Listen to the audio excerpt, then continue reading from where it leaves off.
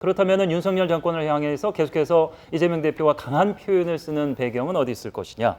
지난 그 검찰 출석 때도 연단위에 올라가서 일장 이야기를 풀어놓은 것에 대한 비판 여당에서 쏟아졌었는데 현 정부에 대한 비판 수위를 계속해서 올리는 게 유리하다고 이제 판단하는 것 같습니다. 그러니까 저는 이재명 대표 입장에서는 그럴 수밖에 없는 거 아닌가라고 얘기할 수밖에 없어요. 너무 당연한 반응 아닌가요? 이 정도까지 이렇게 수사하는데. 그리고 본인이 뭐 실체적 진실이라는 거는 검찰이 혐의 적용하면 실체적 진실이 되는 건 아니잖아요. 또 당사자의 입장에서는 자기가 또 억울한 게 있을 거 아닙니까? 그거에 대해서 얘기하는 건 뭐 그것 자체가 나쁘다고 생각하지는 않고요.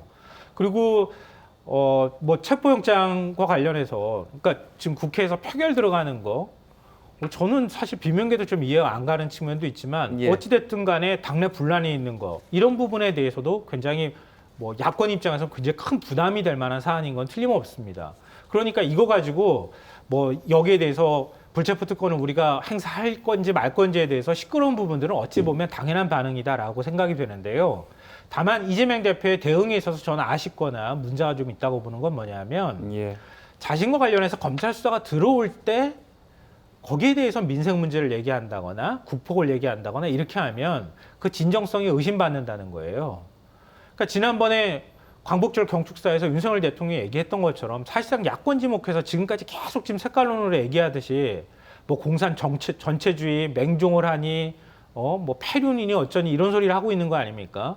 그리고 그 이전에는 뭐 건폭이니부터 시작해서 지금 공영방송 역시 마찬가지고요. 노연방송이라고 공격하고 세상을 갈아엎겠다는 거예요. 그럼 민주당이 국민들이 이렇게 힘들어하고 경제도 어렵고 중국도 흔들리고 이런 상황에서 갈 곳 잃고 있는데 여기에 대해서 어떻게 국민들을 책임질 건지 얘기하고 이재명 대표가 끊임없이 그걸 얘기한 상황에서 이런 문제가 터졌을 때 거기에 대해서 같이 반응들이 나와야 되지 평상시에 메시지 제대로 내지도 않고 그런 것들을 어떻게 제1야당으로서 같이 싸워줄 건지를 얘기하지도 않으면서 갑자기 뭐 영장만 나오기만 하면 버석버석 뛰는 이런 모습들 보이니까 진정성을 의심받는다는 거예요. 그러니까 이거는 메시지 관리를 전 잘못하고 있다고 봐요. 이재명 대표나 민주당은 그러니까 정말 진정성 갖고 이럴 때 더 국민들을 위해서 정치하면서 다가가는 모습을 보여야 그래야 지지율도 올라가고 지금 오히려 윤석열 정부하고 싸우려고 하는데 힘을 많은 국민들이 보태줄 거라고 저는 생각합니다. 그 법정에서 이제 이 부지사의 부인이 이제 소리쳤다는 내용 거기에 이제 뭔가 힌트가 있다고 저는 봤었는데 정신 차리라고. 그러니까 정신 차리고 한 얘기는 네가 어떻게 행동해야 지금 살아남고 유리할지를 잘 판단해 이런 취지잖아요. 그런 것 같아요.